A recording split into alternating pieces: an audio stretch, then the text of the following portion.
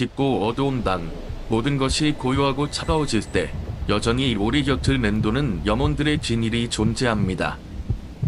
당신은 그 속삭임을 들을 용기가 있습니다.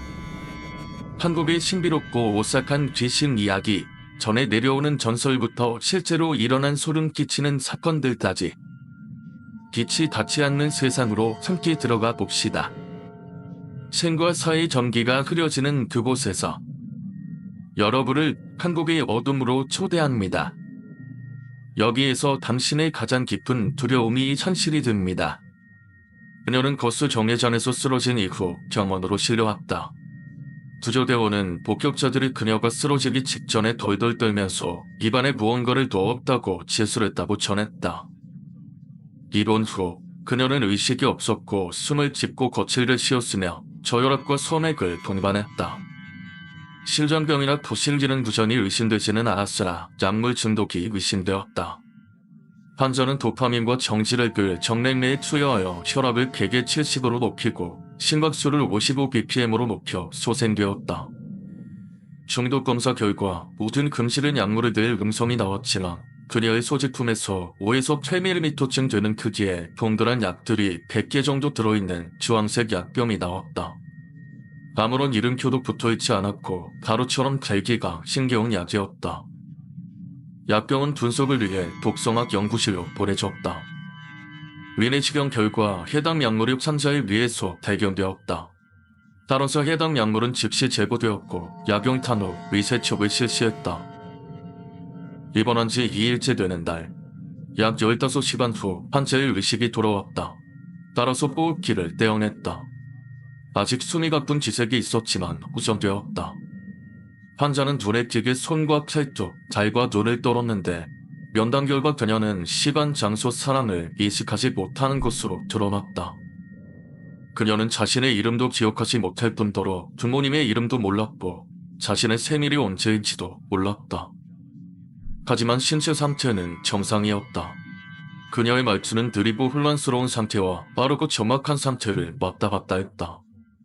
가끔은 간단한 질문에 대답을 하기도 했는데 당신이 여성이냐는 질문을 받자 그녀는 빠르게 네, 근데 아닐 때도 있어요. 가끔은 여성이에요. 네, 가끔은 이라고 답했다. 하지만 그녀가 성전환 수술을 한 것으로 보이지는 않았다. 그녀는 뚜렷한 역행성 지역상실증과 중도의 선행성 지역상실증을 보였다. 그리고 자신이 병원에 있는 것은 알았지만 왜 병원에 왔는지는 설명하지 못했다. 그런 그녀가 기억하고 있는 것은 그녀가 의사, 치료자, 가이드, 선생님이라고 여러 가지로 표현했던 어떤 사람과 대화한 기억뿐이었다. 그녀는 그 사람이 여성이었다고 말했는데 정작 그 사람과 몇 가지 연구를 했다는 것 말고는 그 여자에 대한 다른 자세한 기억은 없었다. 그리고 하얀 약이 들어있던 약병에 관해 묻자 그녀는 자신이 병원 가운을 입고 있었음에도 바로 주머니를 뒤져보았다. 또한 벨게밑을 들춰보더니 우리에게 약병을 어디에 버냐고 물었다. 그의 검사를 위해 다른 곳으로 가져갔다고 말하자 그녀는 갑작스레 짜증을 내며 병실 내의 의사와 간호사들에게 약병을 도로 가져와 하며 욕을 퍼부었다. 그녀의 불안증이 걱정되었으나 그녀가 섭취한 약이 무엇인지 몰랐기 때문에 아무 진정제나 함부로 투여할 수가 없었다. 약 15분이 지나고 그녀는 다시 차분해져서 목이 아프다고 호소했다. 그녀에게 물을 주고 다시 하얀 약이 무엇인지 물어보았다. 그러자 그녀는 웃으며 말했다. 병의 씨앗이에요. 그리고 왜 그것을 먹었냐는 물음에는 이렇게 답했다. 나의 준기시켜주기 때문이에요. 그건 나의 점화시켜주려.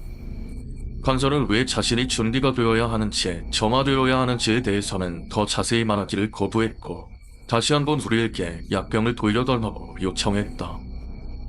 하지만 불법적인 약물일 수도 있기 때문에 그 약병을 다시 돌려줄 수 없다고 말하자 그녀는 다시 화를 내며 공격적으로 변했고 따라서 실제 억제복을 입을 수밖에 없었다. 약의 성분이 무엇인지는 몰랐지만 우리 병원에는 검사시설이 충분했기 때문에 환자의 혈액과 머리카락 그리고 그 알약에 대한 특수검사가 진행되었다. 그녀의 신체 샘플과 알약은 분리화학 검사 시설이 더 많은 근처의 대학으로도 보내졌다. 유독 성에 대한 의심 때문에 혈액을 경원 시설로 알아낼 수 있는 무기화학 원소에 대해 스캔되었다. 그리고 그 결과 혈액 내에는 엄청난 양의 베릴륨이 포함되어 있었다. 베릴륨은 폐와 피부에 악영향을 끼친다. 우리의 신체는 아주 적은 양의 베릴륨을 가지고 있지만 베릴륨은 위장 같은 곳에서 거의 흡수가 되지 않기 때문에 혈액 내의 베릴륨 성분이 증가했다는 이야기는 알려질 바가 없었다.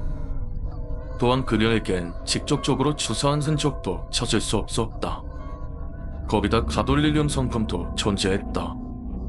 그 뒤로 대학에서는 더욱 놀라운 결과가 나왔는데 우라닌, 토린, 적은 양의 플루토늄이 그녀의 혈액과 머리카락에서 검출되었다고 전했다.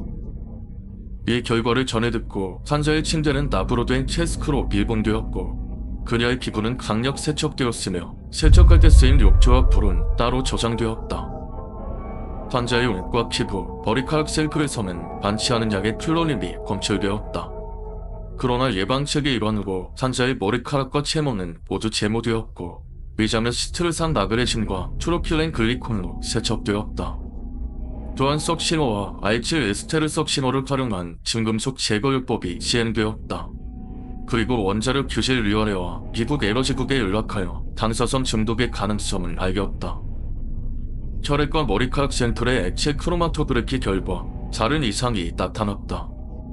혈액이 이상할 정도로 질게 연결된 지방산으로 가득했지만 그렇게 질게 연결되지 않은 지방산과 적당히 긴 지방산, 중간 지방산, 짧은 지방산들은 접었던 것이다. 부실 배칠 이염양침이 의심되었지만 지방산 축출의 증거는 찾을 수 없었다. 그리고 해당 질병에 대한 유전 표시도 없었다. 대학에서는 몇 가지 극도로 이상한 분자들을 환자의 혈액에서 찾아 분석했다. 그 이상한 분자들에는 CUR, BRT7이라는 쇠장같이 생긴 분자도 포함되어 있었다.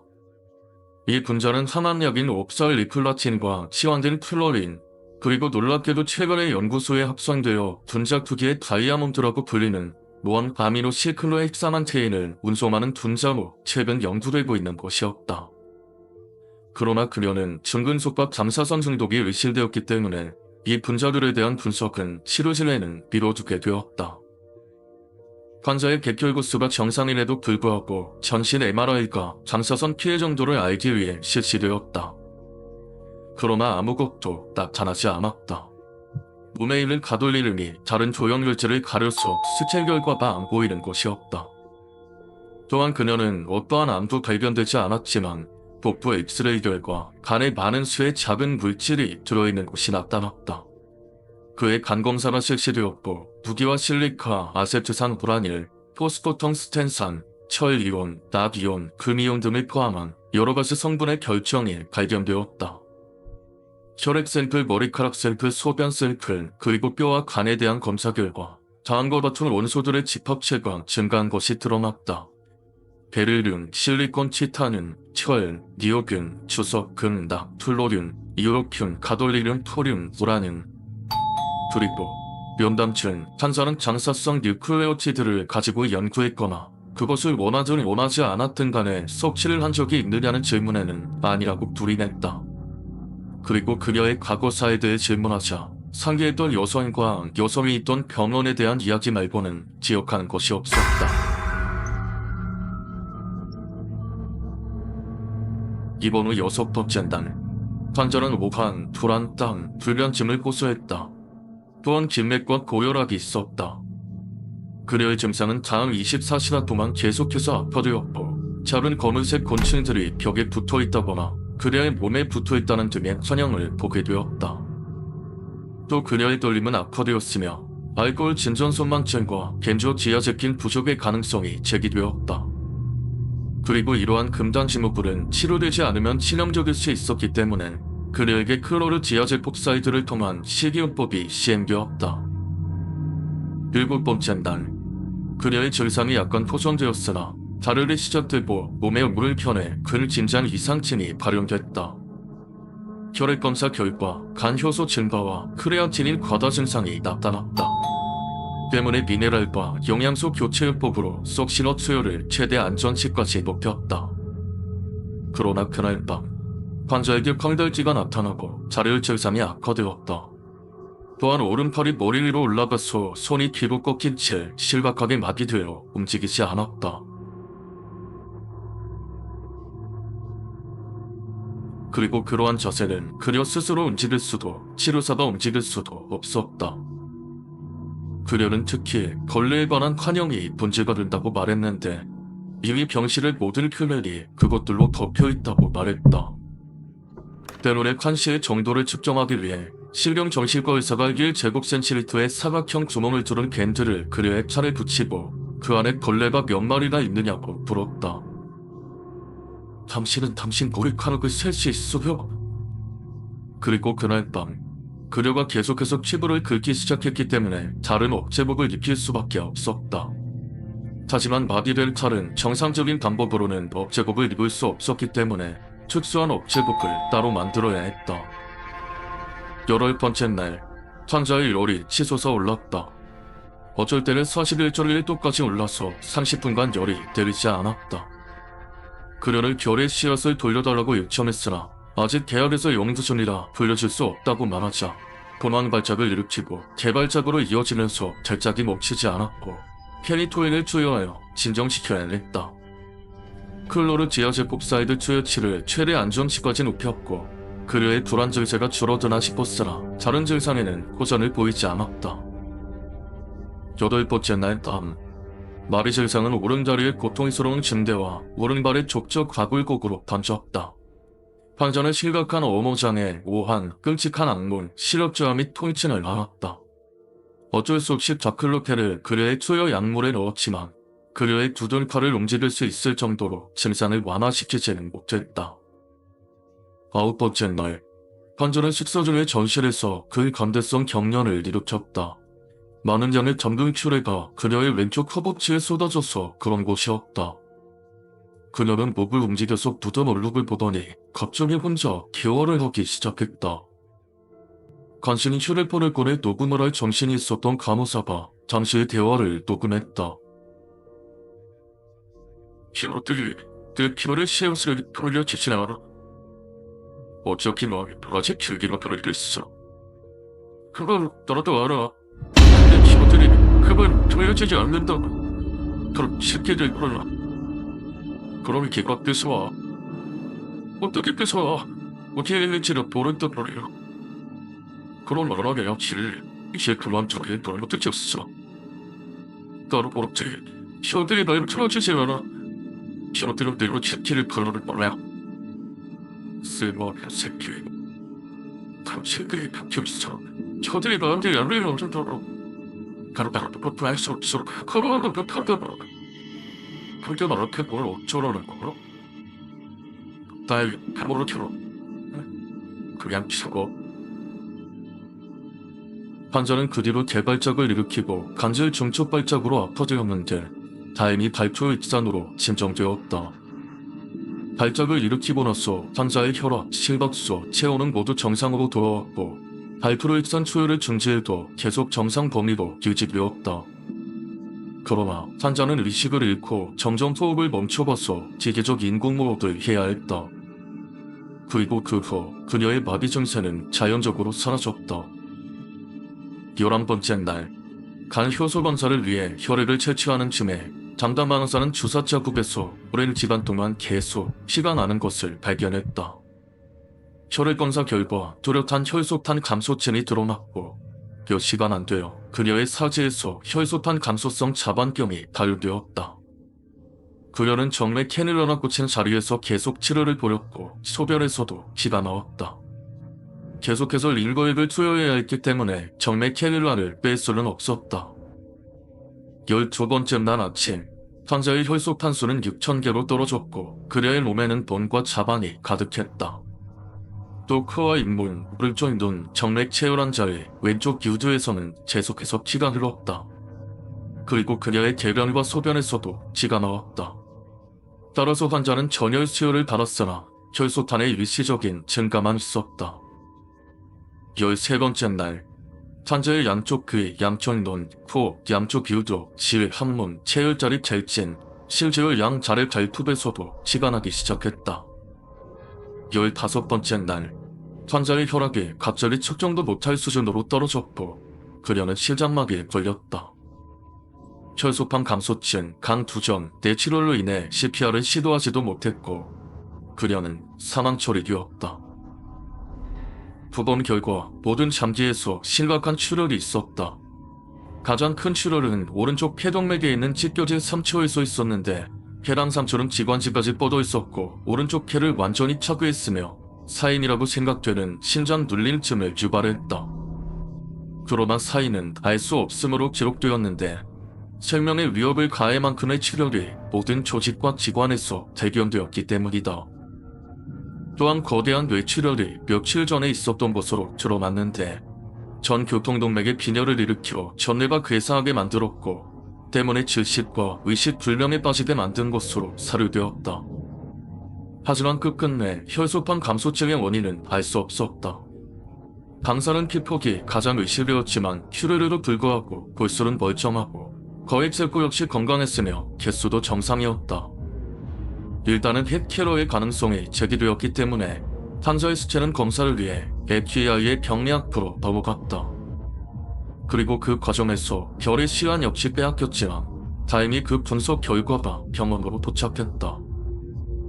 별의 씨앗은 충진재료, 우르핀, 여러가지 적은 농도의 이보가인, 그리고 몇 가지 흔치 않은 성분인 탄산 베릴륨, 휴산, 디올균 불온화물, 몇 가지 유기 주석 화합물, 염화 금산, 텅스텐산, 유로핀과 토름의 여러 가지 화학물, 아세트산 우란에 적은 양의 자연적인 플루토늄으로 구성되어 있었다. 게다가 해당 알약에는 마이크로그램부터 밀리그램에 이르는 양의 여러 가지 유기 분자들이 각기 다른 양으로 첨가되어 있었다. 그 유기 분자들은 플로엔, COR, GIT7, 다이아몬드형 분자, 헬리센, 그리고 유로균과 합성된 실리커, 확인할 수 없는 여러 가지 분자 같은 나노 결정이 포함된 거대한 플러렌으로 구성되어 있었다. 그리고 용해되지 않고 화학적으로 축소시킬 수 없는 성분의 자이톤이 알약의 질량 분석 중 열 분해 결과 생성된 재 속에서 검출됐다. 실제로 레이저 분해를 시도해도 자이톤의 흔적은 계속 남아있었다. 몇 명의 과학자들은 이러한 원자 질량을 갖는 원소가 화학적으로 안정적이라고 믿지만 우리는 이를 다루기 어려운 물질이 증발한 후에 불에 의해 재합성된 결과물이라고 생각한다. 그리고 여기서 가장 큰 문제는 산자의 사망 이후에 발생했다. 이번 환자의 사건을 관찰했던 인턴이 환자의 입원 후 39일이 지나자 급격하게 아프기 시작했다. 그 인턴은 복부경련, 도토, 긴묘, 혈변, 임지문제, 장기 지역 삼실, 그리고 가장 중요한 성격 겸화를 적었다. 그는 결의 씨앗장 하나를 훔쳐 섭취한 것으로 밝혀져 입원하였다. 자루기 증근속 제거요법이 진행되었지만 인턴은 잠깐 사이 병원을 탈출했고 누구도 그 인턴과 다시 연락이 닿거나 그의 위치를 확인할 수는 없었다. 지금까지 한국의 어둠에서 전해드린 소름 돋는 이야기, 여러분은 어떻게 느끼셨나요? 어둠 속에 숨겨진 비밀은 끝이 없고 앞으로도 더욱 소름 끼치는 이야기가 기다리고 있습니다. 여러분의 좋아요와 공유는 저희에게 큰 힘이 됩니다. 여러분이 겪은 두려움이나 소감, 그리고 듣고 싶은 이야기가 있다면 댓글로 남겨주세요. 다음 이야기에서 다시 만날 때까지 항상 어둠을 조심하세요. 구독을 잊지 마시고 한국의 어둠과 함께 더 깊은 공포 속으로 들어가 봅시다.